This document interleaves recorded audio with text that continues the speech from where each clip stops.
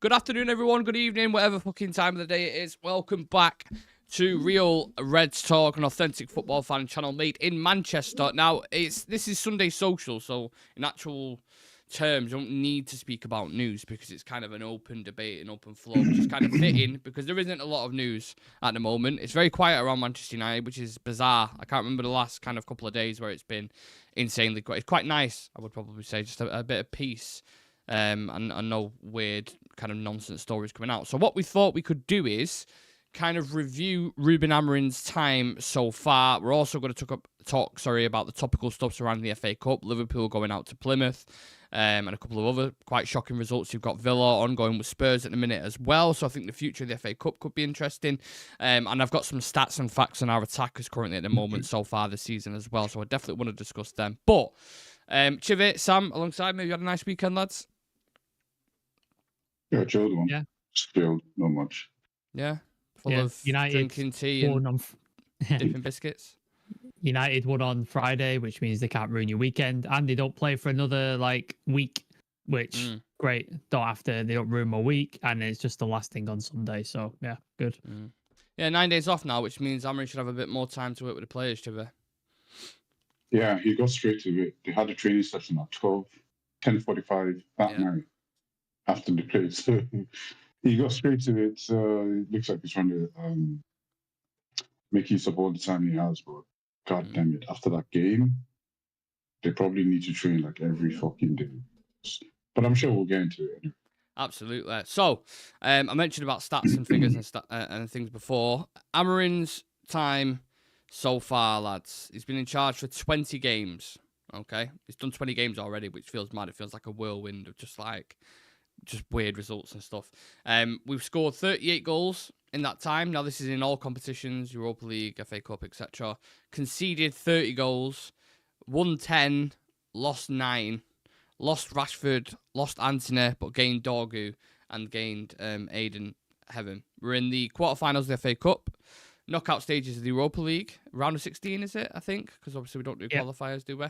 But we are 13th in the league on 29 points. Civir, let's start off with yourself. Have we seen a significant improvement? Has it surprised you how it's gone so far under Amorim? Just to add to what you said, lost my last year as well. Last year as well, yeah, sorry. I forgot about that, yeah. Yeah, I mean, it's really hard to judge. Results-wise, definitely not. We haven't. I mean, that's just you cannot argue with the facts based on the results from games. It's still shit, probably worse than we've ever been in a while. Am I wrong? Is that I think that's kind of accurate, is it? No, yeah. I mean, the league table doesn't lie. 13th. Yeah. Results-wise, yeah. But then, I mean, it's deeper than results. I mean, there's. We didn't expect it to just pick up immediately. We obviously expected to take some losses and to see some bad performances. But so far, it's really hard to judge because the last couple of games for me have really, really started to kind of just, because let's be honest, we all want him to do well. We're all very supportive of him. We like the fact that he's finally given us an identity because we never had one under all the other managers. So this is the first time we're actually trying to see a manager give us a clear identity. And he came with a very high reputation, but I just feel like we could have at least done a little bit more so far. And even though I'm willing to give him as much time as it takes, it's really hard to watch this. And sometimes it's also hard to kind of support him because in the last game, I put that solely on him. This last game we had, there's absolutely no reason why Leicester should have played us the way they played. Me putting this on the manager doesn't mean I'm already saying Amorim out, but I think he has to take accountability for that. And I think as fans as well, we need to be able to differentiate where it's the players or the manager and stuff like that. But so far, we've had some highs, but the lows have been very underwhelming. To be honest, I have to say that it's a tough watch sometimes. And you guys saw what happened against Leicester. We robbed them. We scored an offside goal in the end, which is it happens all the time. But we got away with one. That was That was a smash and grab almost, I think it was. But yeah, it's hard to quantify Amorim so far, to be honest. I don't want to be negative, but man, that was depressing. I want to dive into specifics and stuff in a minute, but just whilst we're on just kind of easing into this, Sam, we were discussing in the chat the other day about kind of, you couldn't believe the fact that we had won 6 out of our last 8 games. And what did you say to me? What was the last one you enjoyed? True, because there's context, isn't there? Yeah, I don't remember a game. Maybe the second half of the Victoria Pleasant game, maybe. Or did you mean the Bucharest, the FCSB? Bucharest. FCSB, maybe that one. Bucharest one, Yeah, I think that's probably the only one where you've looked at it and gone, oh, there's some enjoyable football there, play some nice stuff. But apart from that, we've got through by the skin of our teeth, or Ahmad pulling something out of his ass, or the fact that the opposition we're playing is just complete and utter shit. Like, that's like, if that happened, what happened with Southampton and what happened with Leicester happened to a good team, we would have been battered, like absolutely destroyed. But because they're not great teams and they're in the relegation zone for a reason, because they're not good teams, we got away with it. But then it's just so weird that when we play Arsenal, Liverpool, we step up to the plate and we play well and we take it to them. And it's a bizarre circumstance that is going on. So it's just, yeah, it's weird that we have won games and our record is in the last 8, like you said, is 6 out of 8. But if you'd looked at all our reviews of those games, you would think we would have lost those games, or that we could have been battered and stuff like that, which is not the truth. But if you look at the performances, they aren't great. They really are not good. They say the comparisons are the thief of joy, Civir, but I do want to compare the current manager to the previous manager. So what tangible things can we see straight off the bat? What are the biggest differences for you from both managers, do you think? Personality-wise, I mean, we have a manager with a bit of charisma. Too much at times, do you think? Too honest? Do you think impressive? Yeah, but then I don't think it's a problem, to be honest. Sometimes we kind of need. I mean, we've always been unique, if that's the right word. There has to be an edge to Man United. This is how I feel, So Alex always gave us that bit of, there has to be that, that little edge, and I kind of understand it with him as well. As he's a young manager. He's from he's Latin, if I can use that. So he's very. He said himself, I'm a Latin guy. I'm very passionate, emotional. Sometimes, my passion comes out sometimes. And he's kind of made out, the journalists would love to. He's done so many interviews. Journalists like to talk to him, that kind of stuff. So the charisma is there, personality is there. Ten Hag's lack of charisma and personality, personally, to me, I didn't really care about that. For me, it was more about pitch. But if we're comparing, that's that side of it. On the pitch is a whole different thing. We have an identity that we can kind of see, even though it's hard to sort of make sense of it right now. But there's a clear identity and a style of play, an idea that he's trying to impart into the team. He doesn't bullshit in conferences or his interviews. He doesn't try and save players. He's always like, well, we still have to do this, we still have to work on this and stuff. But he's more realistic than Ten Hag. Results-wise, that's a whole different thing. But I'll give him slack on results because all of us here on this stream, I'm sure, even with limited football knowledge, we can set up Man United not to lose, if anything. Like, we can put Casemiro and Ugarte to cover the back four, play compact and play narrow, and then just try not to lose games and probably have a better result than him. Okay, let me not say us, but like any regular manager can do that. But it takes a lot of balls to persist with your idea and try to get it right. Now, maybe he overdoes it sometimes, but at least he is trying. And we'll get into that later on, because I'm sure we all have criticisms of how he's approaching this new style of play. as far as comparisons, we've seen a style of play. This at least is something to believe in now, rather than what Ten Hag did, because Ten Hag did have his identity, but he abandoned it after a couple of games, and that didn't get us anywhere really. But results-wise, is he must feel it as well, because Van Nistelrooy, Van Nistelrooy had a better record than him. Probably if Ruud was still here, I mean, we probably would have taken more points off the board than in the league than Amorim. I mean, I don't think it's crazy. I don't think it's crazy to think that. No, I think we would have taken. I'm not saying he's a better manager, but I think he would have been able to set us up in a way that we don't lose. It's more, compact and all that. And I think he would have set us up not to lose, and we probably would have had a few more points in the league than we have right now. But I wouldn't have it either other way. I would still have Amorim over Ruud. And I think I'll reserve what else I have to say for later on in the stream, because I'm sure we'll talk about like tactics and stuff. Yeah, later we'll get down to that. Well, you don't have any tactics without a formation, Sam, and a lot's been made of the 3-4-3, the 3-4-2-1, whatever you want to call it, right? What have you made of that system so far? What flaws are you seeing in it? What benefits are you seeing from it personally? We don't have the players to play it. Like, he's not got them.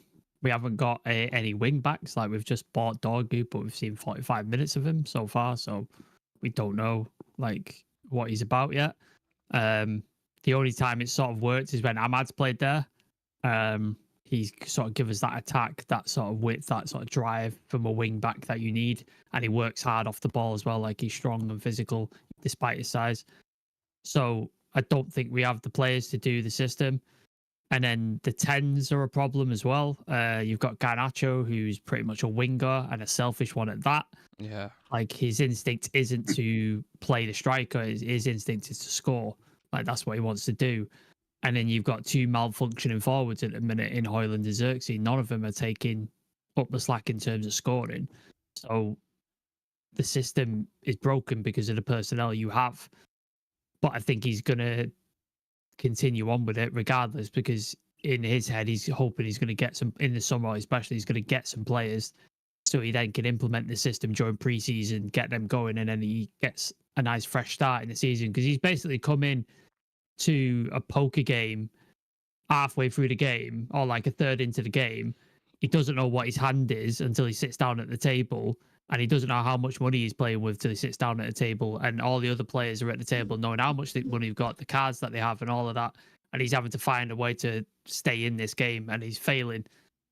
But I don't blame him for that, because he's playing with somebody else's hand and he's playing with not a lot of money. So I think if you can get to the summer, let's see what he can do, rebuild the team, get the players in for the system and see what he can do, then you judge him. At the minute he's playing with Ten Hag's team and he's playing with like not very much money, as we saw in January. We clearly needed an experienced striker, didn't get one. We got a left back in who's young, raw. He's not like the finished article, so that's where he's at the minute. So I don't judge him at all for where we're at. And the people who said, oh, he needs to change, he needs to adapt and stuff, I was like, no, let's go through this suffering now. The league's gone, it's fucked, like it's done. Let's go through this suffering now, so next season we can rebuild and we can do what we need to do. The colonic irrigation is what I was supposed to call it. That's what we're going through in a minute. That's what period we're going through. Is that what you were talking? Yeah. When you tried to yeah, I was calling it a colonoscopy, and a colonoscopy is where you basically have a camera up your backside. So I was completely way off on that. But who knows? People might be able to make that comparison with that as well. But yeah, I'm kind of torn on this, right? Because I think I do agree with you, Sam, saying that if a coach was coming in now, even if Pep took over this team right now, he definitely wouldn't be able to play the football that he would want to with this team, because this team is a very mixed bag of recruitment. Like, there's multiple different managers who are just kind of, oh, this guy don't suit it, we'll go to this guy. This guy don't suit it, we'll go to this guy. Just opposite managers consistently throughout. And you've ended up with this, I don't know what to call it, this kind of run to the litter pack. You know what I mean? Like, that's what it feels like. It's just mixed bag of shit players, really. I know that sounds really harsh, but it does feel like... Do you know what they call dregs? Dregs. Like, you know what? Yeah, at a pub, you know, when you pour a pint, like Last bit of all the stuff. barrel. The Yeah. last bit of the barrel. Yeah, all the stuff. Yeah, all the extra ones. Sometimes they take out the tray underneath the pump, and then they all put it on one thing, and then you could buy that for £1. This was like ages ago. Do you know? So it's like dregs. Do you know, like you have? Do you know, like in M&S, you have all those fancy biscuits in boxes and stuff, and it's like selection and all this sort of stuff. Yeah. And then you've got on the other end, you've got the broken biscuits, where it's just random bits of different biscuits in a bag, in a plastic bag. And that's what we are. We're just bits of like what used to be really good biscuits, but all broken and fucked into a bag. And we don't really know what it is. And you're just like, that? Do you want that? And you're like, well, no, I want the shiny box over there. So we can't afford that. Like, this is what you're playing with. And you're like, awesome. Cheers, man. And it feels like the Revels advert we're constantly pulling out a coffee. Yeah. He pulls out the coffee one and he's like, oh. That's what you constantly feel like. We've got every player we bring in just seems to be kind of, I mean, there's been some that have had really good performances and some I think are promising players and will definitely improve. But this is why I'm torn. So I think a coach coming in now, I think they would struggle because the team just, I remember Carl Anker saying it to us on a video with us, saying that we don't have the physical profile and we certainly don't have the technical profile in a lot of areas as well. So it's kind of like, what's the best way to get, these players going? But then I look at Iriola with Bournemouth, who his team, I know he's been with them for a couple of years, let's just say, by now at least. But the quality that they've got on paper, as we always say, they're not an amazing team, Bournemouth. They don't have really like elite world-class players. They are just coached really well. When Iriola first came in, though, he was looking like he was going to get sacked, wasn't he? Because he lost. Did he lose like 10 games in a row or something? Yeah. At some point, I actually thought he got stuck. Yeah, he was like on his way out. Bournemouth fans were losing their shit. Yeah. And pundits were going, nah, he's in the bottom of the table and he's going to lose his job. And then at some point, it just started to click and things started to happen. And then that's it. And then this year, they've just sort of took off like completely and absolutely playing phenomenal football. So it took time. Like he didn't hit the ground running. And then people were like, what about Ange? Well, look at the state of Ange now. Like they want him out because they're sick and tired of it. Like he started well. And then the second half of the season, he dropped off. Maresca, same thing. Started the season really well with Chelsea. They've had a complete and utter fall off as well now. So there's no perfect manager. Like no manager comes in, hits the ground running and smashes it. People say Arne Slot, but Arne Slot's coming into a fully built, ready to go team. Like that team was already competing for titles, and he's come in and basically tweaked some stuff. He's not come into the mess that was United, so I think we need to sort of consider that as well. And Iriola, he was almost out of a job at some point in the beginning. So one thing I will say to add context to it as well is teams like Bournemouth and Forest, they don't have European football really, so they can just concentrate full steam ahead in the league. And you do have these kind of, I don't know what the correct word is for them, but these stories, don't you, in the league where a team just seems to, out of nowhere, get in the top 4 or top 6. So that is added context to it as well. But I think the issue is, because of the individuals we have in this system, and this is kind of where we can get into the tactical side of things as well, one player I'm really worried about is Mainu. And I think one of you two put this in the chat as well. He looks lost. He looks really, really lost. And this player, for Ten Hag, for the first 8 months, I know, he went. This is a kid who went from playing under 19s against Copenhagen in Europe to becoming a really important midfielder in the final of the Euros for England, basically. That's like the rise that he had. And I watch him now, Civir, and I'm just like, he looks lost. Like, he doesn't look the same player. I'm hoping we can keep an open mind here, like in this discussion, like. Especially when it comes to like tactics and Mano and stuff. So just like you said, like I'm having the same dilemma you're going through now, because on paper, like we've said this a lot of times, like we have players that can be better than, let's just say, a Bournemouth, right? And if I take you back to the game against Leicester just now, why that game really had me worried is, regardless of the profile of the players, off the ball, we were so bad.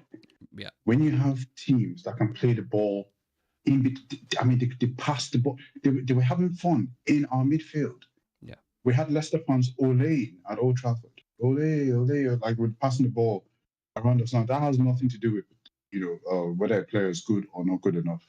Like it's the positional structure of the team to be able to counter the opposition's setup.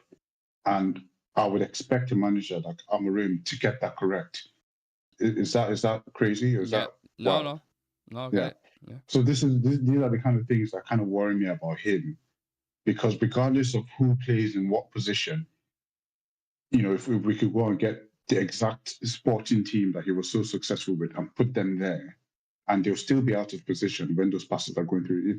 If I make a little bit of sense there. So it's the off the ball things that kind of scare me. Yeah, when we're on the ball, when we're trying to progress the ball, the players are not spotting runs. So I would understand in that aspect, trying to move the ball forward and stuff. But then when we don't have it, the ability to let players, to let teams like Southampton, like Bournemouth, like Leicester, I mean the list goes on. Like Fulham had their way with us. Like all sorts of teams would just come and just play us off the park, literally. And that's the bit that worries me, because I would imagine that sort of, and then so just to take it to Kobe now, we have a fantastic player. Like I don't think there's anyone that doubts Kobe's talent or ability or maturity on the ball. But then it's worrying that this system doesn't bring out a consistent performance with him, because we see him, he plays well, really well one game. He comes on the bench against Liverpool, falls out. Then he starts another game and then he's just missing. Him and Ugarte can't seem to get a chemistry together. The manager is desperate to get to make sure that he plays. So he plays him in the 10, he plays really well. The next game is completely different. Like it's scary. It's really, really scary. Like I'm worried about Kobe as well, positionally in this team. And one of the things I talked about in the preview, in the review after the game was that I was sick and tired of the experiments. And that's going to be tough for him, because if he's going to have to find a place for Kobe, he's going to have to experiment. Exactly. I was just about to say that. Yeah, so I don't know where to go with this. This is what worries me. And even though we won, like it's so underwhelming. I don't know what we're going to do, honestly. I hope I've answered your question to some degree. Absolutely. But, What are the positives, Sam, you've seen at least from this system? What when you've watched the game, what have you gone, right, that's a lot different to Ten Hag, that's a lot better. Whether it be midfield or certain attackers, or what have you watched and you've been, okay, I'm quite pleased with that, how that's progressing? Mittel's just scored for Spurs, by the way, in the thing. So Mittel, yeah, Spurs. Yeah, we're gonna they're gonna talk about Man United somewhere. Yeah. In that review. Of course. I'm waiting for it. Yeah, I think not the Leicester. I think the Leicester game was the worst example, because that was off the ball was one of the worst things I've seen from a United team. But I think the effort and the sort of drive is there. I think certain players have stepped up to the plate in certain games, not in others. I think Garnacho's adaptation to that 10 role has been better. There's still a lot of room for improvement, but I think he has been better. Our centre backs, for the most part, have been pretty good, I think. Yoro, Maguire, Licho was getting back to form before he unfortunately got an injury. I think De Ligt's been decent. So I think that's been a positive. Ugarte, up until recently, has been really good. I think he's just got swamped recently. Like the midfield's been swamped completely. So I think there's some positives there. Clearly, the failing is we don't have the wing backs to do the system, which would help out tremendously in all areas. And I think that's a big, big problem. And then the other problem, which we've been talking about for weeks, is a striker putting the ball in the back of the net. And we don't have those. And then when you don't have those, it makes the rest of the team have to work a lot harder and do things like Bruno's trying to put it on his back and score. We've put Mainu in the 9. We put him in the 10. We've shifted him around. Ahmad's been in the 10. He's been at the right wing back and stuff. Didn't Mazraoui play in the 10 or something as well? Like he's been, he did. Yeah.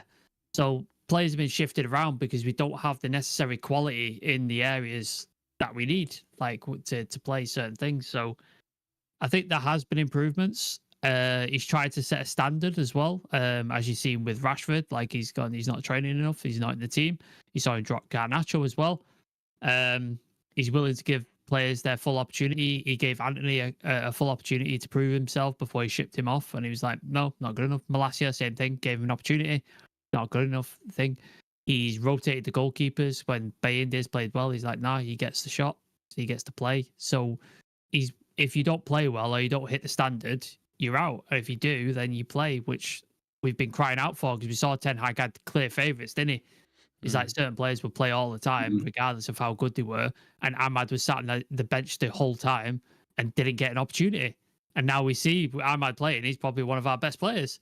He bought Ugarte and kept him on the bench continuously. Just didn't want to play him. So I think there are things that are good and things that have improved, but obviously the results and the performances are still a struggle right now. So it's hard to sort of take that into consideration when you just look at we're 13th in the table.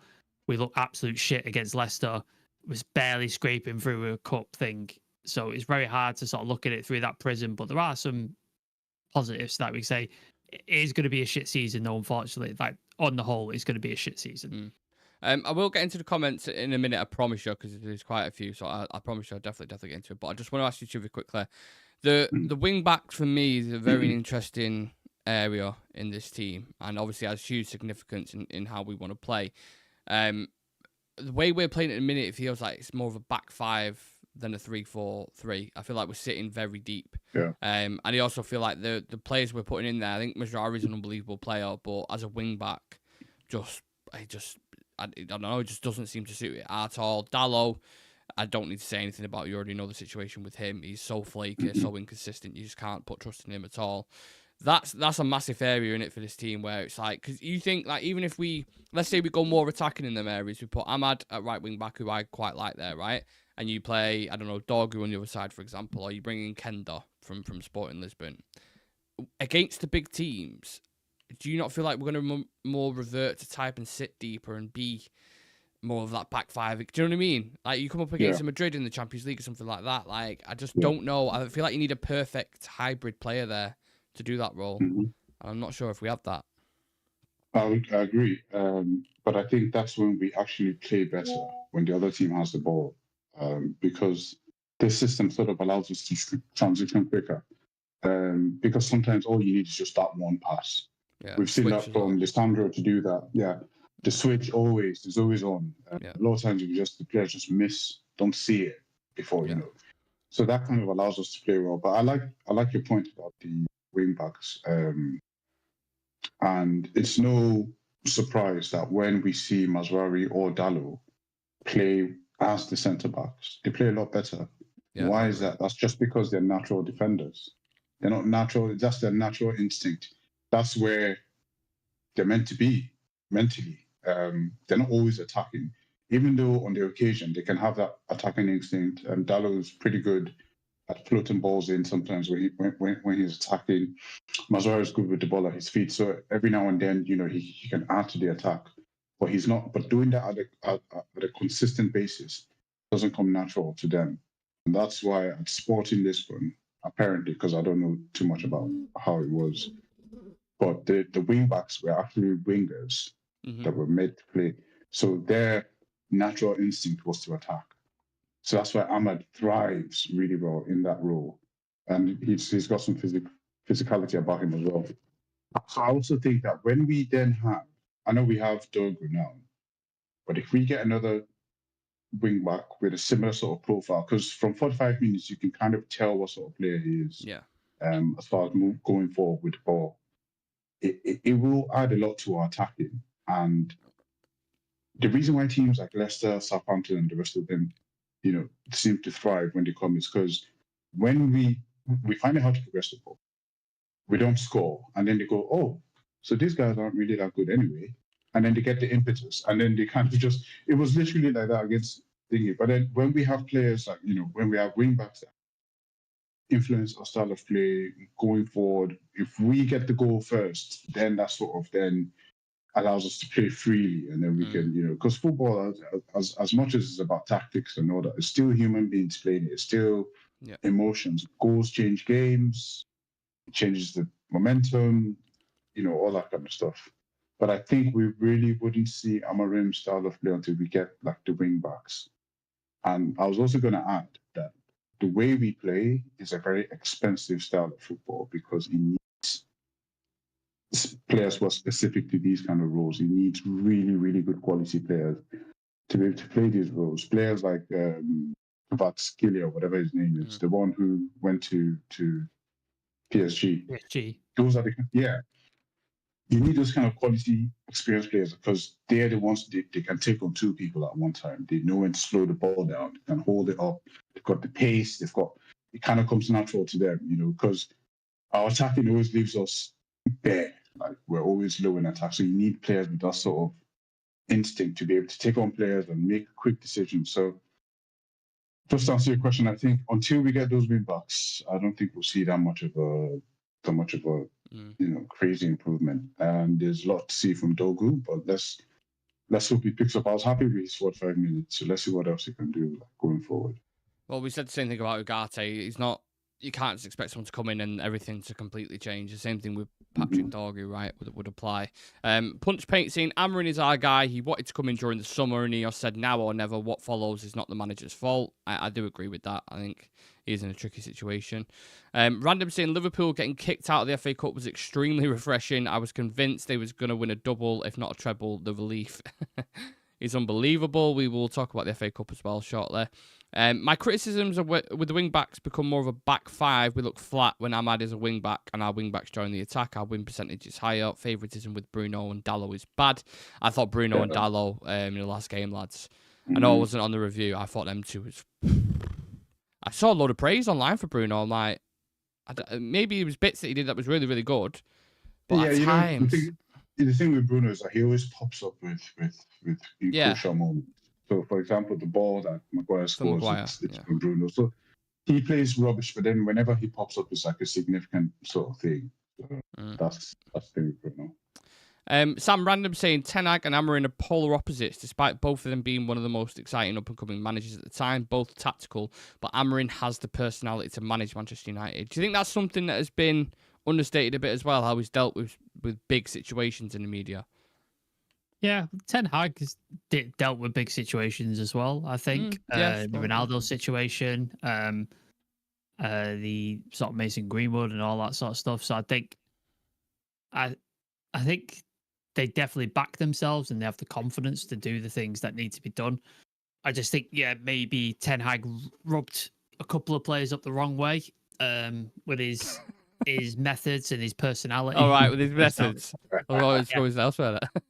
No. I heard. Yeah, I wasn't going to touch that, but Nick. Maybe pause. Maybe that happened. Maybe that's why he got sacked. Yeah, I think there's like when a manager is a player, and fairly recently in Ruben Amorims' case, he can understand the player a bit more. You just get the laugh out. Get the laugh out.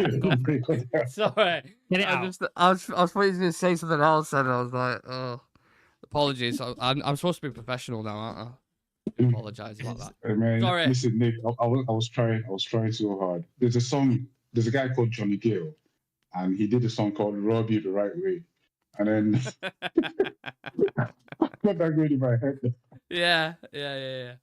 Sorry, you know what? This is why I could never ever work in like mainstream media. I don't think I ever could do it because of situations like that.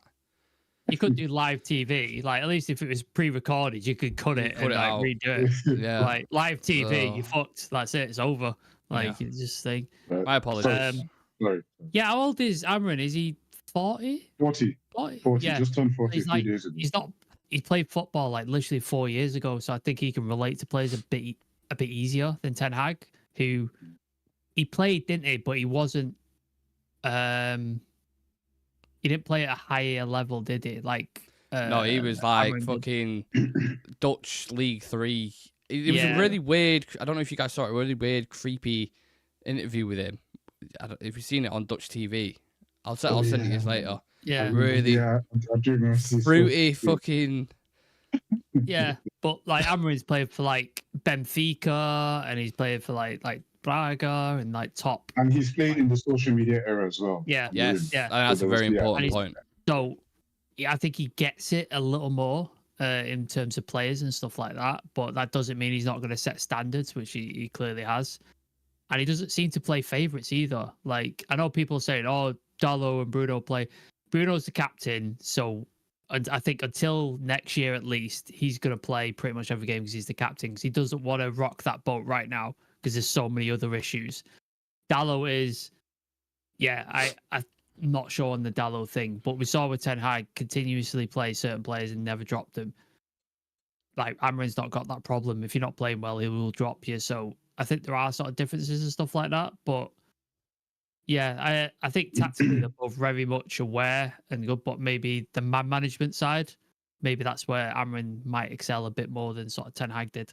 It was weird because when I think Ten Hag does know tactics, but it was strange because he would stick to this open football where it was like teams are having 20, 30 shots a game.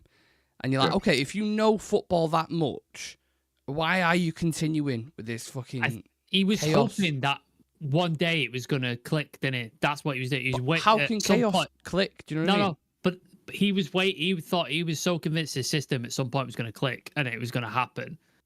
And it just never did. And then I think he got to a point where he was just like, if I stop it now, I am admitting defeat, that my system is shit and it doesn't work. And I just don't think he could do that because as soon as he does that, he loses all credibility, doesn't he? Same with Amorim. If Amorim now goes, I'm going to go back to this and do this and stuff, he's admitting defeat already, so he can't do that. And I think that's where Ten Hag got to. He's like, it's going to happen. It's going to happen. Just trust the pro. How many times he said trust the process? Did it? Like so many times. And then eventually the results caught up with him, and that's what cost him his job. So I think had the results continued and he won and stuff like that, he might have continued on Ten Hag for a bit longer. And I think the reason he was still in the job is the FA Cup, isn't it? He won the FA Cup. Had he not won that FA Cup, he would not be here at the start of the season. He wouldn't have been. It would not have happened.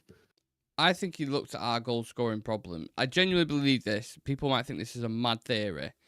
I think he looked at it and he was like, the only way I can get goals out of this team is either one, moments, counter-attacks, chaos in the game.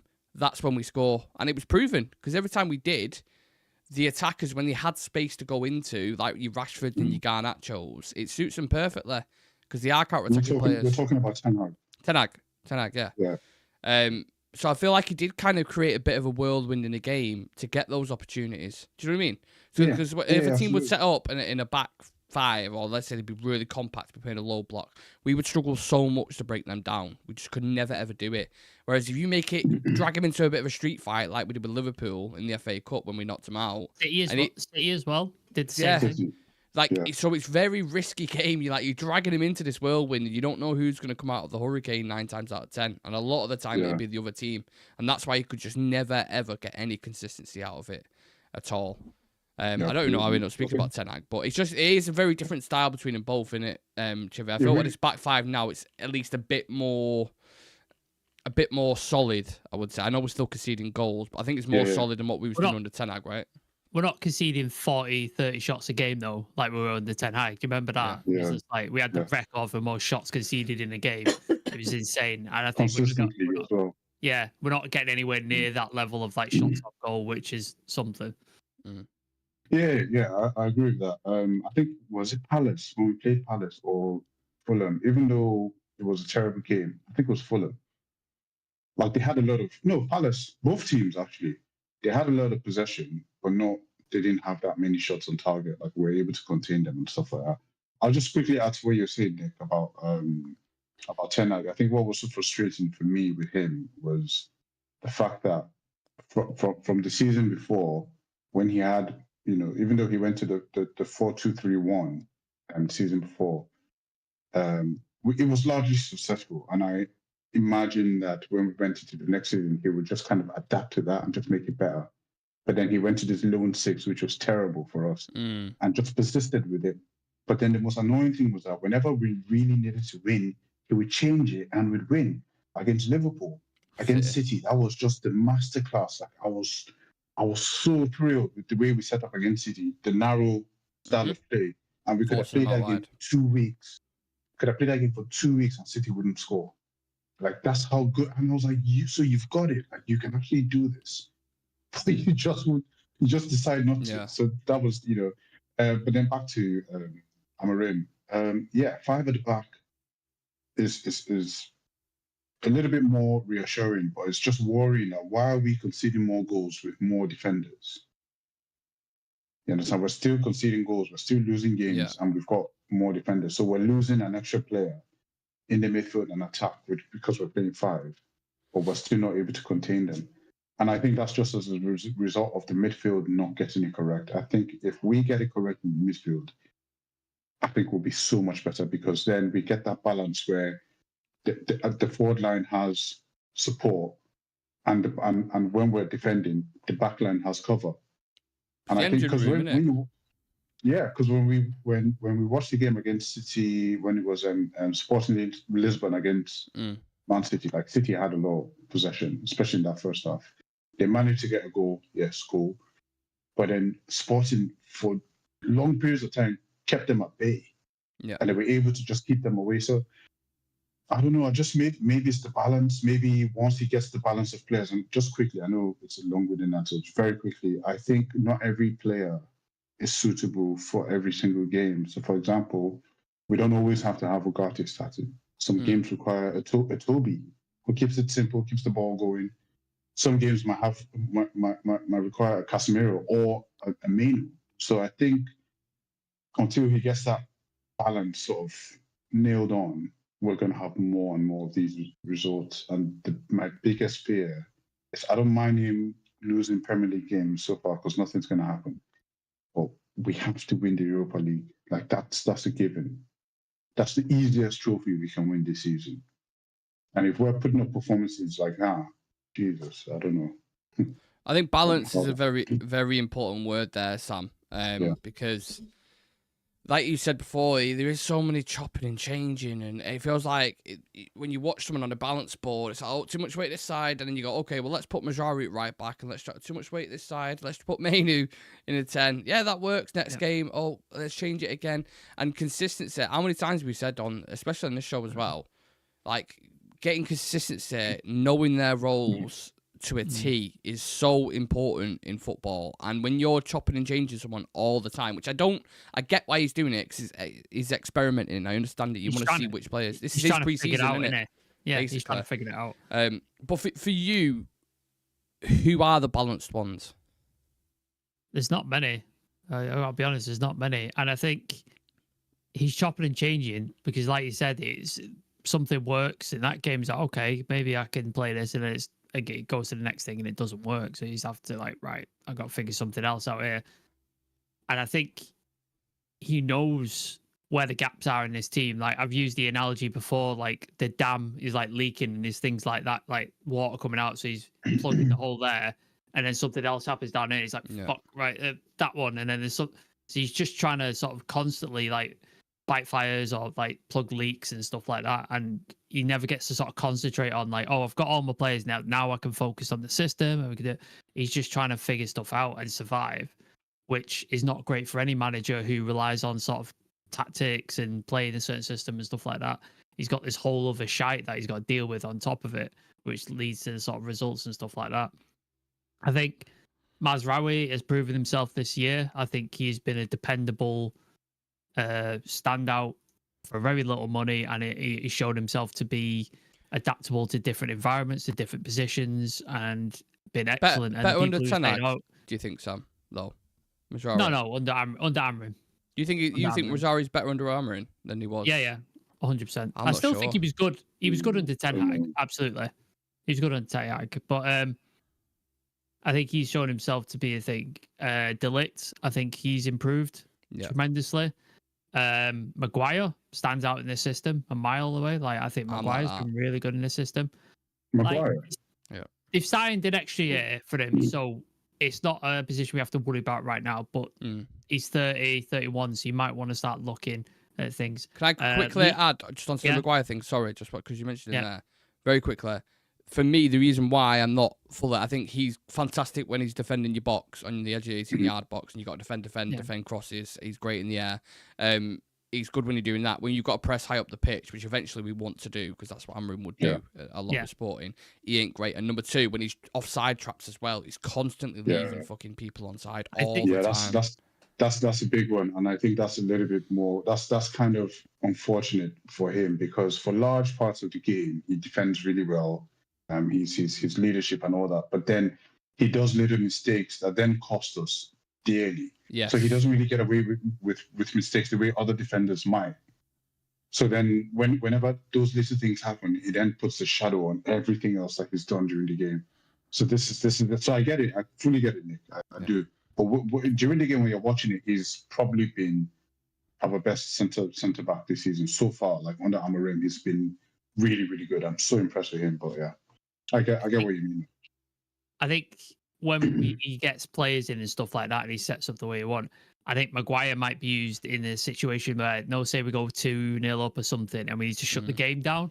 He'll bring Maguire on, we'll drop back, and he'll just use him to sort of batter away anything that comes towards the box. And I think that's how he's going to use him. Delict, I think Yoro starting to impress now. I liked the games I've seen from him so far. He's starting to impress. I really like that. So I think they're good. Ugarte, he's played under Amorim before and he's had some excellent performances. So I think he can be relied on. Ahmad, need we say more? Fantastic player. Apart from that, you're looking at the team and you're going, where does Kobe Mainoo fit? Fantastic player, no doubt. But where does he fit in the team? Like, where does he play? Maybe that's why he was open to selling him, Sam. Maybe. Garnacho, yes, he's adapted thing, but there's still really big question marks on his game, on his decision making. Where does he fit in this team? The strikers, jury's out for both of them. I know Xerxes has his qualities, but in terms of we need a goal scorer, and he's not a goal scorer. Like, he's got other decent things, but he's not a goal scorer. Bruno's getting to 31 now. He's like approaching that age where you're gonna have to start looking at replacing him. He can't keep playing forever, especially the amount of games and the amount of minutes he plays. Like, it's going to catch up to him at some point. And I think you need to start looking at replacing him. The goalkeeper's an issue. Seen mistakes for Onana again. Bayinde didn't cover himself in glory, really, against Spurs. So, like, he's not going to be your first choice. And then the wing backs, I know we've got Dorgu in. Luke Shaw, probably have to sell him because he's not fit ever. So he has to go. Malassia's already gone out on loan, which probably means he's not coming back. Dallow's a massive question mark, huge question mark. Like, what do you do there? And you need another one to replace him. So there's not many. There really isn't that many. And then you got Toby Collier and people coming through, Goodwill Kokonki, Ayden Heaven, Shea Lacey, Sekou Kone, Chido Obi Martin, those kind of guys. Like, can they play a role in the future? Are they being sort of like built up to come into this team at some point? So there's a lot of sort of question marks around that. But yeah, there's not many right now where you look at the team and go, they're definitely in. It's very few. Well, statistically, Civir, United's most productive trio is Ahmad, Garnacho, and Bruno Fernandes. So they all average over 0.60 goals and assists per night across all competitions this season, right? So that best output-wise is what they're doing. But individually with them, are they giving you enough, do you think? Game in, game out? It's I don't want to be too harsh, but I'm sure harsh. Why not? Let's be harsh. That trio, we've hardly seen them play together as one start the game. So I understand with the stats, but it's a bit, and it's a very unbalanced trio if we're going to start with them. But like, obviously they haven't given us enough based on where we are. I think I'll let Ahmad off the hook because he's been amazing so far. Like, he's played really well. Against Leicester, he wasn't really that good, but I think he has enough credit in the bank to have an off-day performance. And even though he was off against Leicester, you couldn't doubt his like desire and ability, and him trying. He was trying a lot. Still very direct, wasn't he? Still him every time he was trying, but it just wasn't clicking off, which is fine. It happened. Garnacho, I know. I wouldn't sell him. Like, I'd keep him if anything for squad depth. Like, I'll definitely keep him. Just to come off the bench, influence the game, that sort of thing. But I wouldn't sell him if I didn't have to. Unless we needed that money. Yeah. Bruno, obviously, he hasn't really been. His numbers are dropped. The thing about Bruno is that he pops up, like we were saying earlier on. He kind of pops up at certain times. He comes clutch for us, and he's still an important player for us. But I think there's a lot. I think they can give us a lot more, especially Garnacho and Bruno. We can see a lot more from them. But I think once the manager gets the balance right, once we get some extra players to come in and influence how we play, we'll see a lot more from them. I don't think it's for a lack of trying. I don't think Bruno or Garnacho just want to not perform. I doubt that highly. It's decision making, isn't it? decision. Yeah, it's just decision making. It's just it's a new system. It's everything. It's emotions. It's all that kind of crap. But I don't think it's for a lack of trying. But I think we can get more from them. But let me ask you, Nick. Like, what do you and you, Sam, as well? Like, what do you think about Amorim's style of play? Like, do you think? So, for example, me and Sam kind of got into it about the Xerxes Haaland thing, like him persisting with Haaland every single time. And I think Haaland has got enough chances to prove himself in this style of play. I'm not saying sell him. I'm not saying, out to Haaland out or anything. Just saying he's had way too much time to prove himself. And I don't think Xerxes has had that much, as many starts as Haaland in that role. A lot of the times when we see him, he comes on and influences games. Yes, he's not overwhelming, but then the rest of the team plays better. He holds the ball more. We're not losing it every fucking time it gets to him. He's playing players in. He's allowing players run off him. He's driving defenders to him. Why don't we see a little bit more of that? And this is what worries me. Some of Amorim's decisions sometimes it's just like you're just making it hard for yourself, because give him a run of games. Play Toby Collier a little bit more. We've seen what he's done when he comes in. Keeps it simple. Very, very simple. He's physical as well. Wins the headers because he's tall. So just try that more. Like, I don't know what you guys think about this, man. Because I think sometimes we go too much in on the players, and I think sometimes the managers need to take accountability to some certain extent.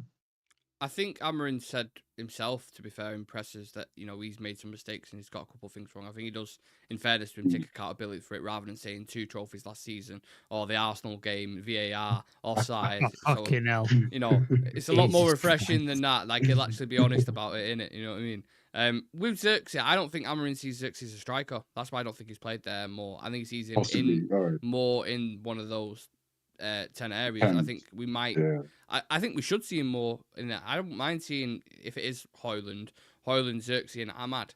But maybe there's a directness, there's a certain pace that he wants with Garnacho that you see in the Leicester game, for example. If everyone's dropping, like Xerxes, for example, everything becomes central. And you have to have the right runners and the time in there. And that's where you struggle with Haaland. That's why I get the concept of it working with him. But Haaland's off the ball running. To me, anyway, at least when I watch him, he doesn't get it right.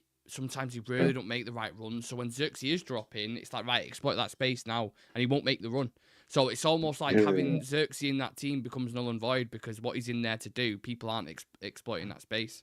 Yeah, but I'm saying like when he plays Xerxes as a striker, sometimes like Haaland comes up and Xerxes comes on a lot of times. I mean, this was the last time where both of them we saw them play.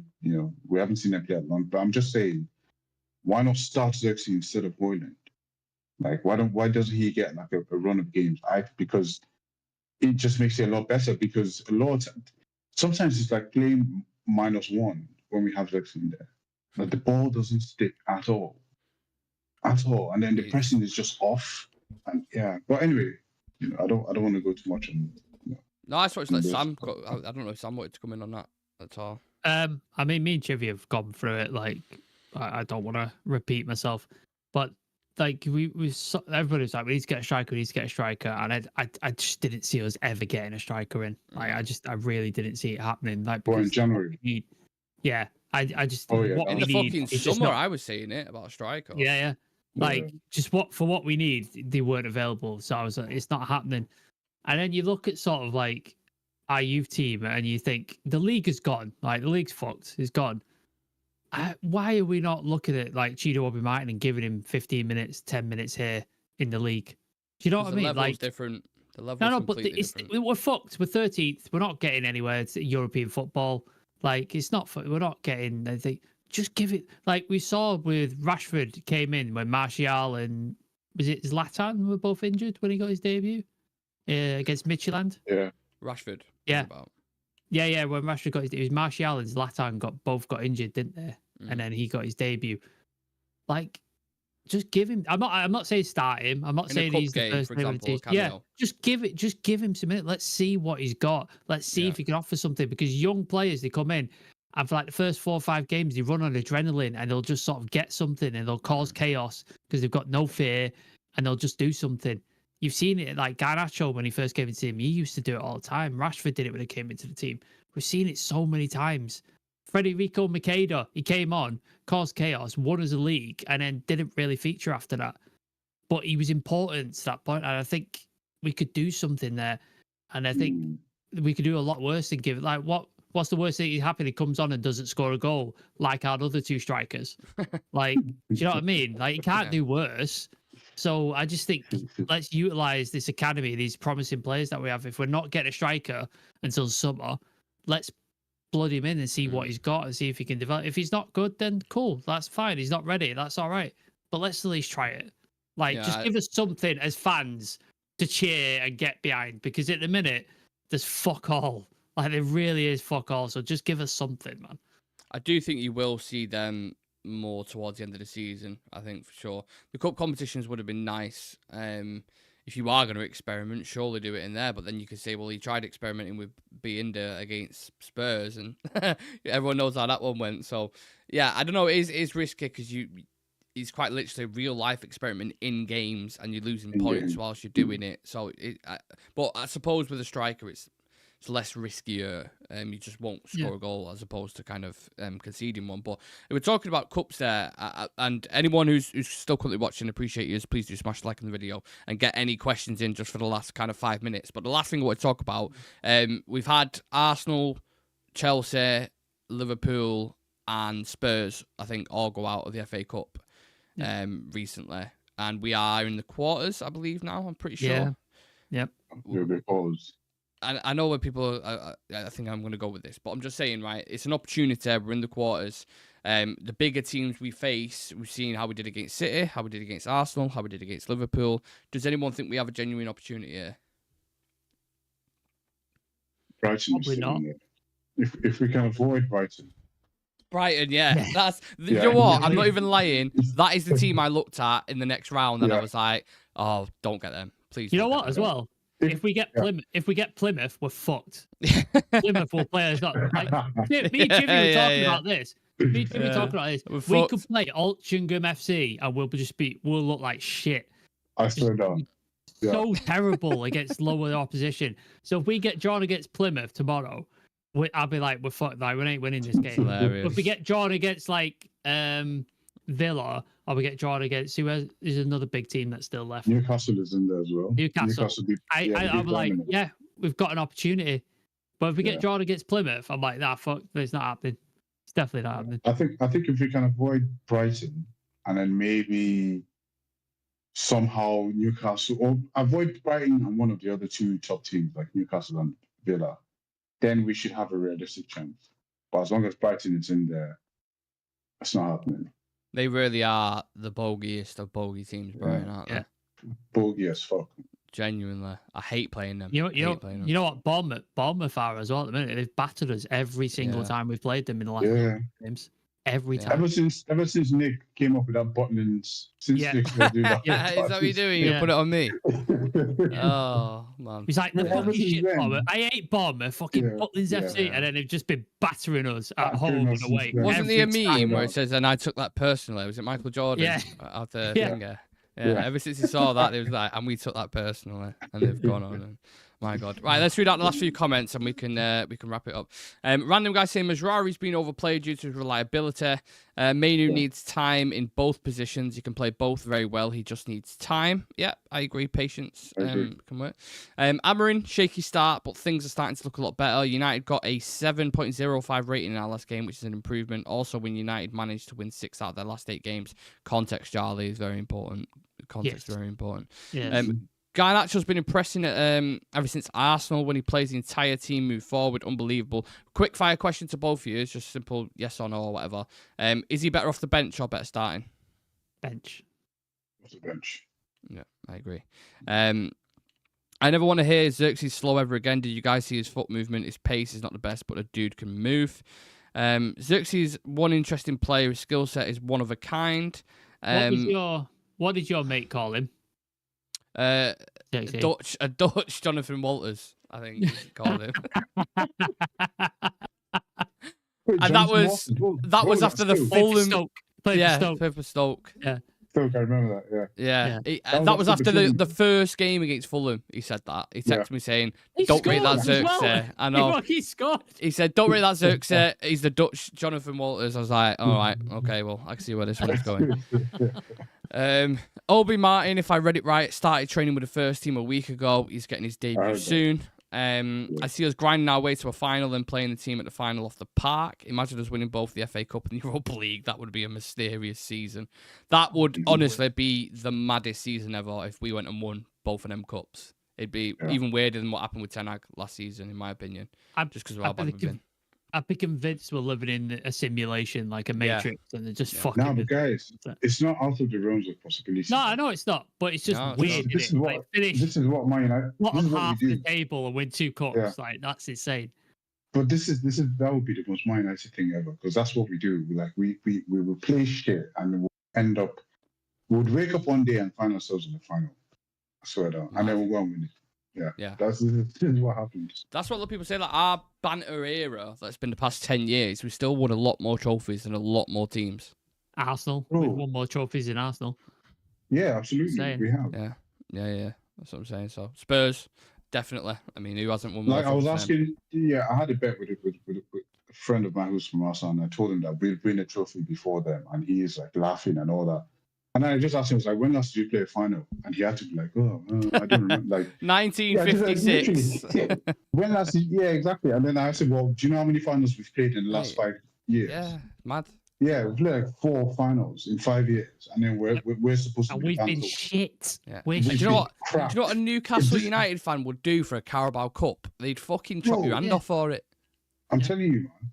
So if we've been this crap and then we've played 4 finals in 5 years, or some stupid amount of finals. And we've won 2 of them. We've won 2 of them as well. Yeah. It's like we just played in it. We've won 2. Like we've won 2 trophies. And beat one of the best teams in the world convincingly doing it. Yeah. It's a mad club, innit? 2 of the best teams. We played Liverpool and City, beat them in the cup. Yeah. So in the cup, anything's possible. But yeah. I think that's a good place to leave it. Well, not on a positive note, because United is shit at the minute, so I'm happy to leave it there. Appreciate everyone tuning in and sticking with us for the full chat and debate. Appreciate the comments as well. If you can leave a like on the video for us just before you head off. The content will come back a bit more consistent now. Apologies, the past couple of days have been a bit crazy, but yeah, it'll be more consistent now. If you want to hit that subscribe button, we're on 12,796 subscribers, so 4 off 12,800. Hit that subscribe button. In the bottom right-hand corner of your screen, just below me here, you will see the socials if you want to drop us a follow on there: Twitter, Instagram, and TikTok. Be my guest and enjoy the rest of your weekend, what you have left, those 4 hours, or just under 4 hours, should I say. Remember, FA Cup and Europa League are coming on, people. We'll see you in the next